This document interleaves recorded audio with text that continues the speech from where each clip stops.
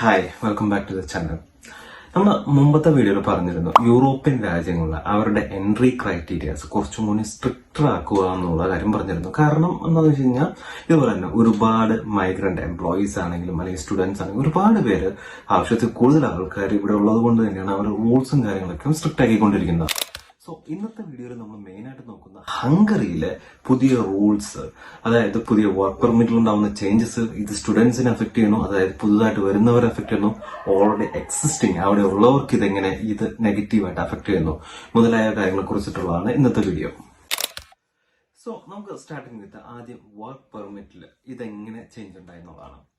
2024 ഏകദേശം ഒരു മിഡ് മുതൽ തന്നെ ഇവർ ഈ സിംഗിൾ വർക്ക് പെർമിറ്റ് എന്നുള്ള സിസ്റ്റം മാറ്റിയിട്ട് ഇവരെന്ത് ചെയ്തു വെച്ച് കഴിഞ്ഞാൽ മൾട്ടിപ്പിൾ വർക്ക് പെർമിറ്റിലേക്ക് കൊണ്ടുവന്നു. അതായത് സ്കിൽഡ് വർക്ക് പെർമിറ്റ്, അതുപോലെ തന്നെ intra company work permit, blue card work permit, പിന്നെ നമ്മുടെ ഗസ്റ്റ് വർക്ക് പെർമിറ്റ്, അത് മുതലായ കാര്യങ്ങളെല്ലാം ഇവർ കൊണ്ടുവന്നു. ഇതിന്റെ മെയിൻ ഉദ്ദേശം എന്താണെന്ന് വെച്ച് കഴിഞ്ഞാൽ മാക്സിമം, അതായത് തേർഡ് വേൾഡ് കൺട്രീസിൽ നിന്നുള്ള ആളുകളുടെ എണ്ണം കുറയ്ക്കുക, അതുപോലെ തന്നെ സ്കിൽഡ് ആയിട്ടുള്ള ആ രാജ്യങ്ങളിൽ നിന്നുള്ള ആളുകളെ കൊണ്ടുവന്ന് ഇവരുടെ എക്കണോമി ബൂസ്റ്റ് ചെയ്യുക മുതലായ കാര്യങ്ങളൊക്കെ കൊണ്ടാണ് ഇവര് റൂൾസ് കുറച്ചുകൂടി സ്ട്രിക്റ്റ് ആക്കി കൊണ്ടുവന്നത്.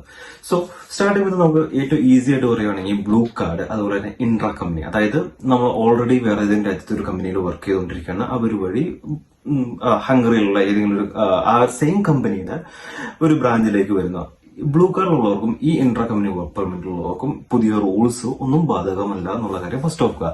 ഇത് മെയിനായിട്ട് അഫക്ട് ചെയ്യുന്നത് അതായത് ഫസ്റ്റ് സ്കിൽഡ് വർക്ക് പെർമിറ്റിലുള്ളവർക്കും അതുപോലെ തന്നെ ഗസ്റ്റ് വർക്ക് പെർമിറ്റിലും ഉള്ളവർക്കുമാണ് ഇത് മെയിനായിട്ട് അഫക്ട് ചെയ്യുന്നത്. സോ ഫസ്റ്റ് നമുക്ക് നോക്കാം എങ്ങനെയാണ് സ്കിൽഡ് വർക്ക് പെർമിറ്റിലെ ചേഞ്ചസ് 2025 എന്തൊക്കെ ചേഞ്ചസ് ഉണ്ടാവുന്നത്. ഈ ഒരു സ്കീം നേരെ ഇവരെന്ത് ചെയ്തു എന്ന് വെച്ചാൽ ഈ സ്കിൽഡ് വർക്ക് പെർമിറ്റിലുള്ള ആൾക്കാരാണ് ഹംഗേറിയൻ കാർഡ് എന്ന് പറഞ്ഞാൽ. ഇതെന്ന് പറഞ്ഞു കഴിഞ്ഞാൽ almost equal to blue card പോലെ തന്നെയാണ്. ഇതിന്റെ ഒരു പ്രത്യേകത എന്താണെന്ന് വെച്ച് കഴിഞ്ഞാൽ മുമ്പ് ഒരു സ്പെസിഫിക് സാലറി റേഞ്ച് ഫിക്സ്ഡ് ആയിട്ട് ഉണ്ടാകുന്നില്ല. പക്ഷെ 2025 റൂൾ അനുസരിച്ച് എന്ന് പറഞ്ഞു കഴിഞ്ഞാൽ ആവറേജ് ഒരു ഹംഗേറിയൻ പേഴ്സണ് ആ ഒരു സെയിം റോളിൽ കിട്ടുന്നതിനേക്കാളും 80% മോർ സാലറി നമുക്ക് കിട്ടുന്നുണ്ടെങ്കിൽ നമ്മൾ ഇത് ഡയറക്ട്ലി ഇതിന് എലിജിബിൾ ആവുകയാണ്.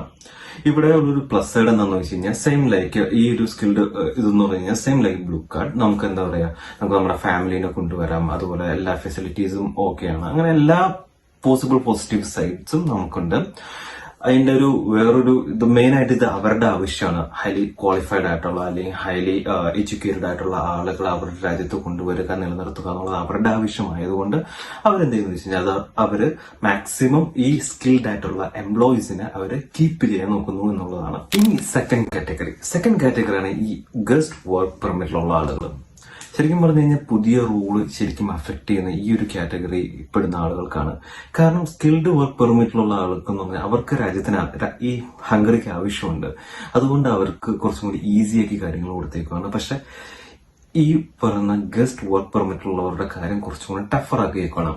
ഏതൊക്കെ കാറ്റഗറിയാണ് ഇതിനകത്ത് വരുന്നതെന്ന് വെച്ച് കഴിഞ്ഞാൽ അതിൽ ഫസ്റ്റ് വരുന്ന കാറ്റഗറി എന്ന് പറഞ്ഞാൽ സീസണൽ വർക്ക് പെർമിറ്റിൽ വരുന്നവര്, പിന്നെ ഏതെങ്കിലും സാധാരണ വർക്ക് പെർമിറ്റില് ജോലി ചെയ്യുന്ന ആൾക്കാർ, അതായത് ജസ്റ്റ് റെസിഡൻസി പർപ്പസിന് വേണ്ടി ജോലി ചെയ്യുന്ന ആൾക്കാർ, ലൈക്ക് എന്താ പറയുക എഡ്യൂക്കേഷൻ ഒരു മാൻഡേറ്ററി അല്ലാത്തൊരു കാറ്റഗറി ഉണ്ടാവുമല്ലോ, അമ്മാതിരി ജോലി ചെയ്യുന്ന ആളുകൾ, പിന്നെയുള്ളതെന്ന് പറഞ്ഞാൽ ഇൻവെസ്റ്റ്മെന്റ് കാറ്റഗറീസിൽ ജോലി ചെയ്യുന്ന ആളുകൾ, അതുപോലെ കുറച്ച് കാറ്റഗറി ആളുകളാണ് ഇതിനകത്തുള്ളത്. ഇനി ഇതിനകത്ത് മാൻഡേറ്ററി ആയിട്ടുള്ള ഒരു കാര്യം, ഇവര് പുതിയ റൂൾ വന്നേക്കണെന്ന് പറഞ്ഞാൽ റഷ്യ അതുപോലത്തുള്ള നോർത്ത് മസഡോണിയ അതുപോലത്തുള്ള രാജ്യങ്ങളുള്ള ആൾക്കാർക്കൊന്നും ഇതിനെ അപ്ലൈ ചെയ്യാൻ പറ്റില്ല എന്നുള്ളതാണ് റൂള്. പിന്നെ മുമ്പ് ഇതിന്റെ വർക്ക് പെർമിറ്റ് വരുന്നതെന്ന് പറഞ്ഞു കഴിഞ്ഞാൽ 2 years ആയിരുന്നു. ഇത് മാക്സിമം എക്സ്റ്റെൻഡ് ചെയ്യാൻ പറ്റുന്നത് 3 years ആണ്. അതായത് 2 years + 1 year. അതാണ് ഇതിന്റെ ഒരു മാക്സിമം എക്സ്റ്റെൻഡ് ആയിട്ട് ഇതിന് പറ്റുന്നത്. ഇതിന് ഇനിയുള്ള ലിമിറ്റേഷൻസ് ആണ് ഈ പുതിയ റൂൾസിലെ മെയിൻ ആയിട്ടുള്ള ഇമ്പോർട്ടന്റ് ആയിട്ടുള്ള കാര്യങ്ങൾ അറിഞ്ഞിരിക്കേണ്ടത്. ഇതിൽ ഫസ്റ്റ് റൂൾ എന്താണെന്ന് വെച്ച് കഴിഞ്ഞാൽ അറൌണ്ട് ഒരു 300 ടൈപ്സ് ജോബ്സ് ഈ പറഞ്ഞ ഗസ്റ്റ് വർക്ക് പെർമിറ്റിലുള്ള നോൺ EU സിറ്റിസൺസിന് പറ്റില്ല എന്നുള്ളതാണ്. അതായത് ടീച്ചിങ് പ്രൊഫഷൻ, അതുപോലെ തന്നെ കെയർ ഹോം ജോബുകൾ, പിന്നെ ഗവൺമെന്റ് ജോബുകൾ, പിന്നെ അതല്ലാതെ പിന്നെ പറഞ്ഞ എഞ്ചിനീയറിംഗ്, മെഡിക്കൽ അതുപോലത്തെ ജോബുകൾ മുതലായ ജോബുകളെല്ലാം ഒരു ലിമിറ്റ് അറൌണ്ട് ഒരു 300 ജോബ്സിന് ഇവരൊരു ലിമിറ്റേഷൻ കൊണ്ടുവന്നേക്കുവാണ് ഗസ്റ്റ് വർക്ക് പെർമിറ്റിലുള്ളവർക്ക്. ഇനിയുള്ളത് സെക്കൻഡ് റൂളാണ്. സെക്കൻഡ് റൂൾ കുറച്ചും കൂടി ഹാർഷ് ആയിട്ടുള്ള റൂളാണ്.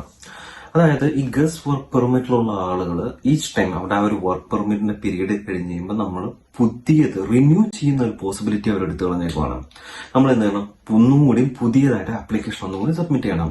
ഇതിന്റെ ഇടയ്ക്കുണ്ടാകുന്ന ആ ഒരു ഗ്യാപ്പിൽ ലീഗലി വർക്ക് ചെയ്യാനുള്ള പെർമിഷൻ എടുത്തു കളഞ്ഞേക്കുവാണ്. മുമ്പ് എന്ന് പറഞ്ഞു കഴിഞ്ഞാൽ മുമ്പ് ഹംഗറിയുടെ കേസ് എടുക്കുവാണെങ്കിൽ ഒരു സിംഗിൾ വർക്ക് പെർമിറ്റിലായതുകൊണ്ട് തന്നെ എന്താ പറയാ, നമ്മൾ വൺസ് നമ്മൾ ഡോക്യുമെന്റ്സ് സബ്മിറ്റ് ചെയ്ത് കഴിഞ്ഞാൽ നമുക്ക് വർക്ക് ചെയ്യുന്നതിന് യാതൊരു ബുദ്ധിമുട്ടോ കാര്യങ്ങളോ ഒന്നും ഉണ്ടായിരുന്നില്ല. വൺസ് നമ്മൾ ലീഗലി ഡോക്യുമെന്റ്സ് സബ്മിറ്റ് ചെയ്ത് കഴിഞ്ഞാൽ നമുക്ക് വർക്ക് ചെയ്യാൻ യാതൊരു ഇഷ്യൂ ഉണ്ടായിരുന്നില്ല. ജസ്റ്റ് സ്റ്റാമ്പ് മാത്രം മതിയായിരുന്നു. പക്ഷെ ഇനി മുതൽ ഈ ഗസ്റ്റ് വർക്ക് പെർമിറ്റിലുള്ള ആളുകൾക്ക് ഈ റിന്യൂ ചെയ്യുന്ന സമയത്തുണ്ടാവുന്ന ആ ഒരു ഗ്യാപ്പ്, അതായത് നമ്മുടെ വർക്ക് പെർമിറ്റ് തീർന്നു, അത് കഴിഞ്ഞിട്ട് പുതിയ റിന്യൂവൽ നമ്മുടെ കയ്യിലേക്ക് കിട്ടുന്നു, അതിന്റെ ഇടയ്ക്കുള്ള ഗ്യാപ്പിൽ ലീഗലി വർക്ക് ചെയ്യാൻ പറ്റില്ല എന്നുള്ളതാണ്. തേർഡ് റൂൾ എന്ന് പറഞ്ഞു കഴിഞ്ഞാൽ ജോബ് സ്വിച്ച് ചെയ്യൽ അല്ലെങ്കിൽ വർക്ക് പെർമിറ്റ് സ്വിച്ച് ചെയ്യൽ അത് പോസിബിൾ അല്ല ഗസ്റ്റ് വർക്ക് പെർമിറ്റിലുള്ള ഒരാൾക്ക്. മുമ്പ് ഇത് പോസിബിൾ ആയിരുന്നു, കാരണം സിംഗിൾ വർക്ക് പെർമിറ്റ് ആണ്. പക്ഷെ ഇനി മുതൽ നിങ്ങൾ ഗസ്റ്റ് വർക്ക് പെർമിറ്റിലാണെങ്കിൽ ജോബ് സ്വിച്ച് ചെയ്യൽ പോസിബിൾ അല്ല. അതുപോലെ തന്നെ നിങ്ങൾക്ക് പെർമനന്റ് റെസിഡൻസിക്ക് അപ്ലൈ ചെയ്യലും ഈ ഒരു ഗസ്റ്റ് വർക്ക് പെർമിറ്റിൽ നിന്ന് പോസിബിൾ അല്ല. ആൻഡ് ലാസ്റ്റ് ഏറ്റവും ഇമ്പോർട്ടൻ്റ് ആയിട്ടുള്ള കാര്യം, ഫാമിലി നമുക്ക് ഇൻവൈറ്റ് ചെയ്യാനോ അതുപോലത്തെ ഉള്ള കാര്യങ്ങൾക്കൊന്നും ഈ ഗസ്റ്റ് വർക്ക് പെർമിറ്റ് നിങ്ങൾക്ക് ഓഫർ ചെയ്യുന്നില്ല എന്നുള്ളതാണ്.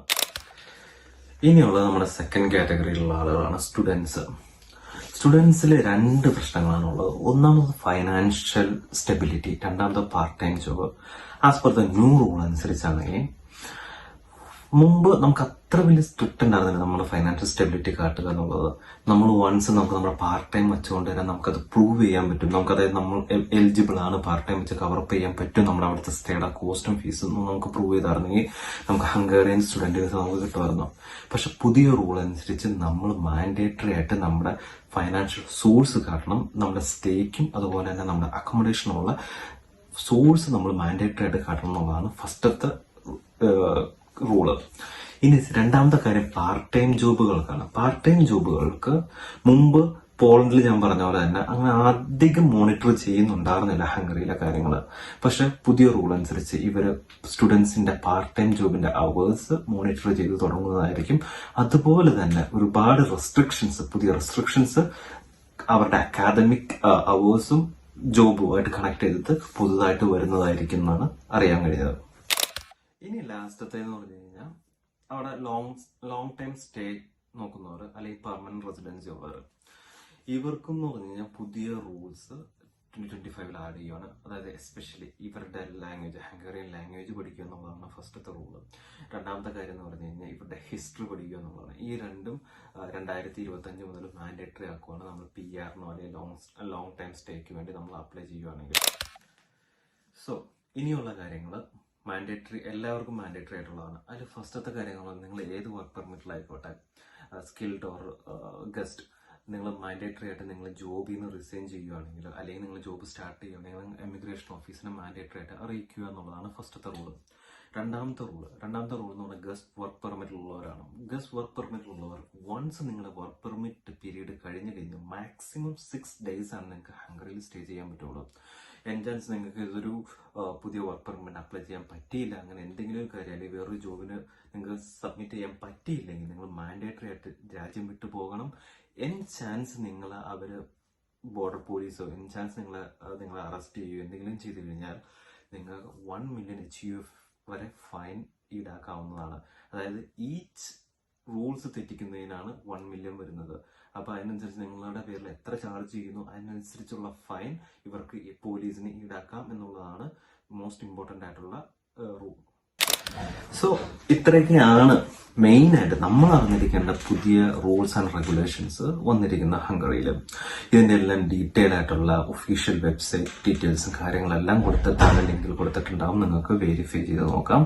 പിന്നെ എപ്പോഴും നമ്മൾ ഇവരുടെ വെബ്സൈറ്റിൽ നിന്ന് അല്ലെങ്കിൽ ഇവർക്ക് മെയിൽ അയച്ച് ഡീറ്റെയിൽസ് എപ്പോഴും കളക്ട് ചെയ്യാൻ ശ്രമിക്കുക എന്നുള്ളതാണ് മെയിൻ ആയിട്ടുള്ള കാര്യം.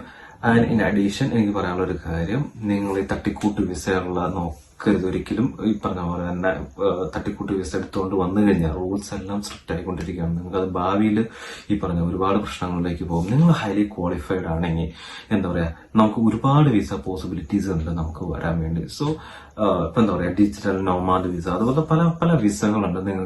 നിങ്ങൾക്ക് കയറി പോരാൻ വേണ്ടി പ്രത്യേകിച്ച് യാതൊരു സപ്പോർട്ടോ കാര്യങ്ങളൊന്നും ഇല്ലാതെ നിങ്ങൾക്ക് കയറി പോരാവുന്നതുള്ളൂ.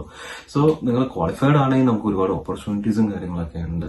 ഇനി അങ്ങനെ അല്ലെങ്കിൽ പോലും എന്താ പറയാ, ഉഡായിപ്പ് വിസകൾ നോക്കാതെ പ്രോപ്പർ ആയിട്ടുള്ള ചാനലിൽ കൂടെ എല്ലാ ഡീറ്റെയിൽസും എടുത്ത് തന്നെ നിങ്ങൾ വിസ പ്രോസസ്സിങ് ചെയ്യുക. ഇത് മലമറിക്കുന്ന കാര്യങ്ങളൊന്നുമില്ല. നമ്മൾ ഹോണസ്റ്റ് ആയിട്ട് നിൽക്കുവാണെങ്കിൽ നമുക്ക് ഇത് ഈസി ആയിട്ട് ക്രാക്ക് ചെയ്ത് കൊണ്ടുവരാവുന്നേ ഉള്ളൂ.